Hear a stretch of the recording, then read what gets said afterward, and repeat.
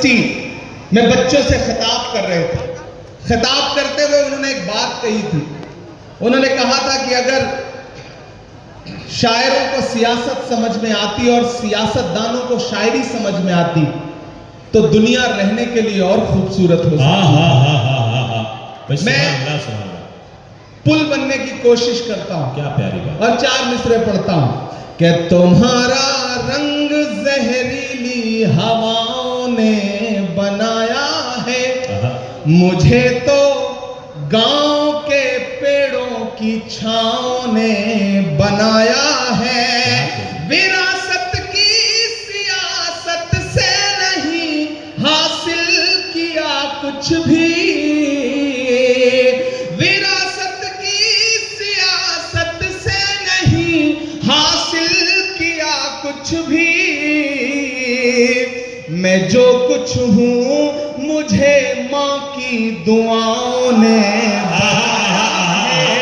मैं जो कुछ हूं मुझे मां की क्या कहने दुआओं ने बनाया है। मैं जो कुछ हूं मुझे मां की दुआओं ने बनाया है। हमारे बंगाल के स्टेट चेयरमैन शमीम अख्तर साहब भी बैठे हैं। हमारे एआईसीसी के कई साथी यहाँ पे मौजूद हैं। धनबाद डिस्ट्रिक्ट कांग्रेस कमेटी के कई साथी मौजूद हैं। मैं धीरे धीरे अपने रंग तक आने की कोशिश करूंगा। किसी ने कहा है कि जब तक शेर अपनी कहानियां खुद लिखना नहीं सीखेंगे तब तक शिकारी अपनी कहानियों में खुद को महान बताते रहेंगे। मैं जिस तेवर के लिए जाना पहचाना जाता हूं उस तेवर तक आपको पहुंचाने की कोशिश करूंगा। मुझको जालिम का तरफदार नहीं लिख सकते, कम से कम वो मुझे लाचार नहीं लिख सकते। जहां हथेली पे लिए बोल रहा हूं जो सच, उसको इस देश के अखबार नहीं लिख सकते, उसको इस देश के अखबार नहीं लिख सकते। दिल्ली में बैठे हुए हाकिम ने पिछले दिनों आप पर तंज करते हुए बात कही थी कि पंचर बनाते हैं। सुना था ये जुमला। मैं एक गजल के 2-3 शेर सुनाता हूं। हमारे साथी अल्ताफ भाई, शरफ साहब, चांदनी शबनम साहिबा, शाइस्ता सना साहिबा, हमारा शाहिद करीम और हमारे शानदार नाजिम मारूफ साहब। आप मारूफ साहब की निजामत को अगर आंख बंद करके सुनिए तो आपको लगेगा कि आप रेडियो पर बिना का गीत माला सुन रहे हैं और अमीन सायानी साहब बोल रहे हैं। बिल्कुल वैसी ही आवाज है इनकी। मैं पढ़ता हूं, आपसे दुआएं मांगता हूं, सुनेगा। ये किसने कह दिया तुमसे कि बस पंक्चर बनाते हैं। ये इधर जो लोग हैं ये थोड़ी बहुत दाद देते हैं, जो पीछे बैठे हैं वो कसम खा के आए हैं। उन्हें लग रहा है कि उनकी दाद दिखाई नहीं पड़ेगी, सुनाई नहीं पड़ेगी। मैं आपको यकीन दिलाता हूं, आप दुआएं दे करके बताएं, मैं इंशाल्लाह आपकी धड़कनें सुन के बताऊंगा। यहां से वहां तक थोड़ी देर बिल्कुल मेरे रंग में रंग जाइए। ये किसने कह दिया तुमसे कि बस पंचर बनाते हैं। पहुंचाइएगा दिल्ली तक अगला मिसरा। ये किसने कह दिया तुमसे कि बस पंचर बनाते हैं। वतन पर हंस के जो कट जाए ऐसे सर बनाते हैं। वतन पर हंस के जो कट जाए ऐसे सर बनाते हैं। ये किसने कह दिया तुमसे कि बस पंचर बनाते हैं।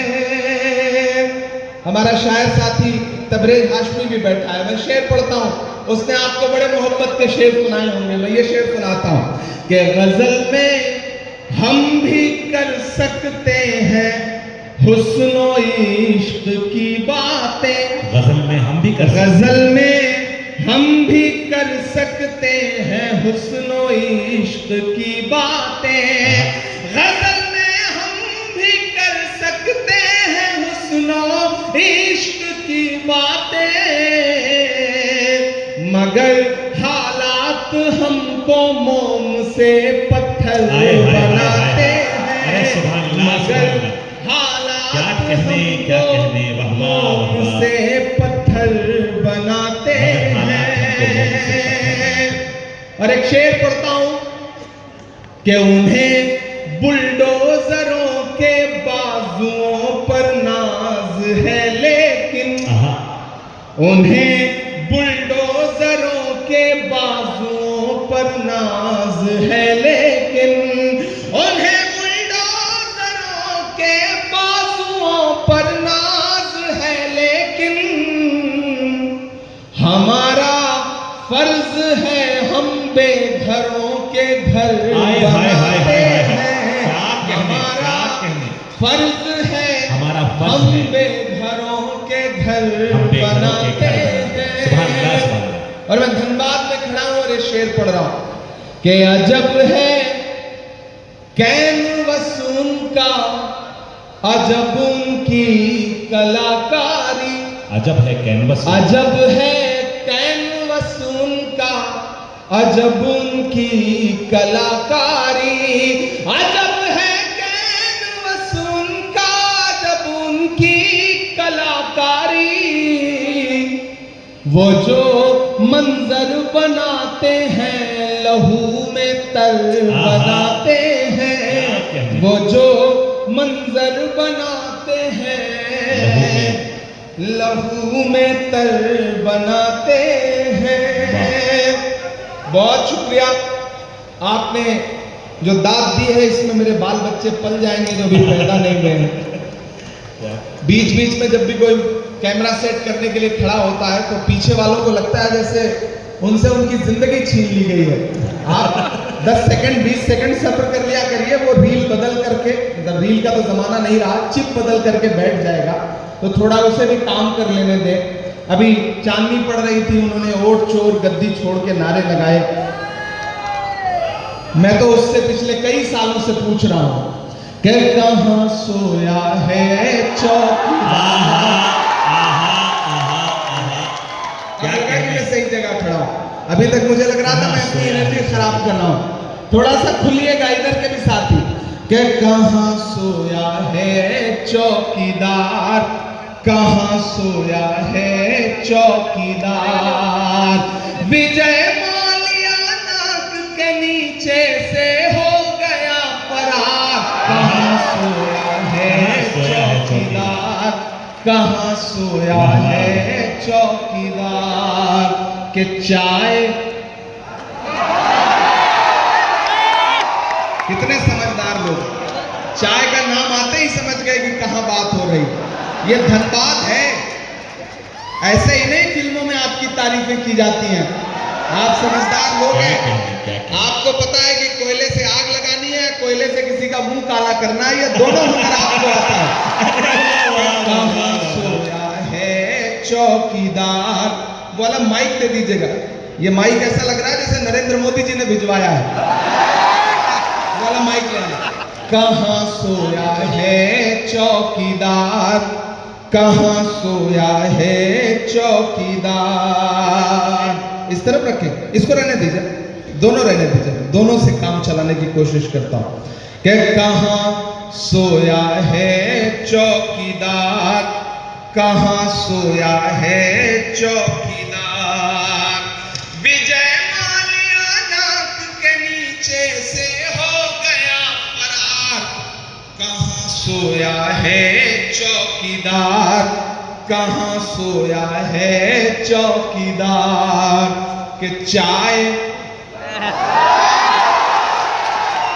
धनबाद वालों, शायरी सुनाऊं ना सुनाऊं, लेकिन एक बात आपको समझाने के लिए कह रहा हूं कि किसी भी ढाबे पर खाना खाने जाओ, चाय पीने जाओ, अगर वहां कोई बच्चा चाय लेके आए तो सबसे पहले चाय वाय छोड़ करके उस बच्चे को अपने साथ लेके जाओ, किसी अच्छे स्कूल में दाखिला कराओ, ताकि वो आगे चल करके मुल्क का मुस्तकबिल ना खराब कर सके। चौकीदार, कहां सोया है चौकीदार। विजय माल्या के नीचे से हो गया फरार, कहाँ सोया है चौकीदार, कहाँ सोया है चौकीदार। के चाय बेचने वाला पूरा भारत बेच रहा है। क्या कहें? बेच रहा है कि नहीं बेच रहा है? कि चाय बेचने वाला पूरा भारत बेच रहा है। इसी काम में हासिल उसे महारत बेच रहा है। वाह, कि रेल बिक गई, तेल बिक गया, बिका हवाई अड्डा। अब तक जिन्होंने हाथ नहीं खोला ना, उनको भी कसम देता हूं मैं, अगली लाइन पे एक नाम आएगा, अगर उस नाम को समझ पाइएगा तो आपकी तालियों का शोर दिल्ली तक जाना चाहिए। कि रेल बिक गई, तेल बिक गया, बिका हवाई अड्डा। सब कुछ बिकता देख के खुश हैं अपने जेपी नड्डा।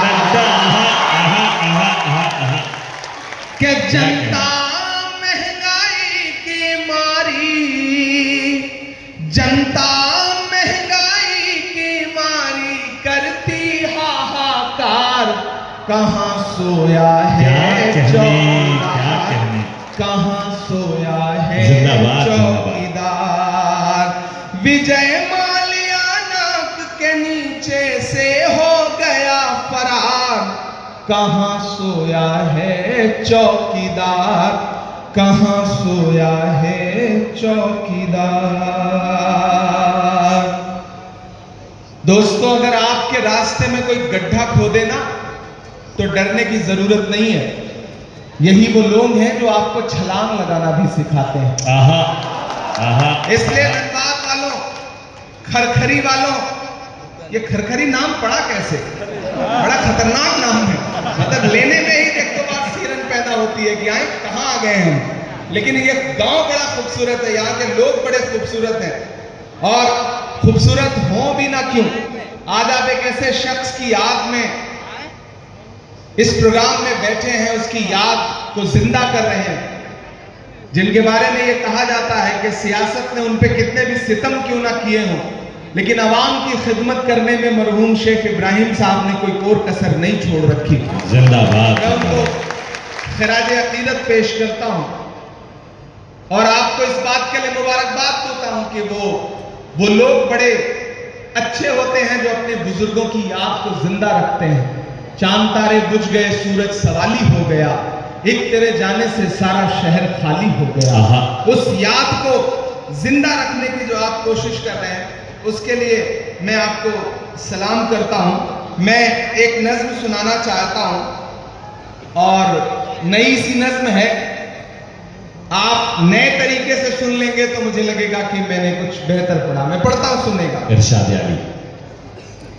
कि थोड़ी मुश्किल सही वक्त कातिल सही, थोड़ी मुश्किल सही वक्त कातिल सही, टूटी तलवार बेचैन ही दिल सही, वक्त कातिल सही, थोड़ी मुश्किल सही, टूटी तलवार बेचैन ही दिल सही, मसले हैं तो क्या हौसला भी तो है, मसले हैं तो क्या हौसला भी तो है, खौफ किस बात का है खुदा भी तो है, मसले हैं तो क्या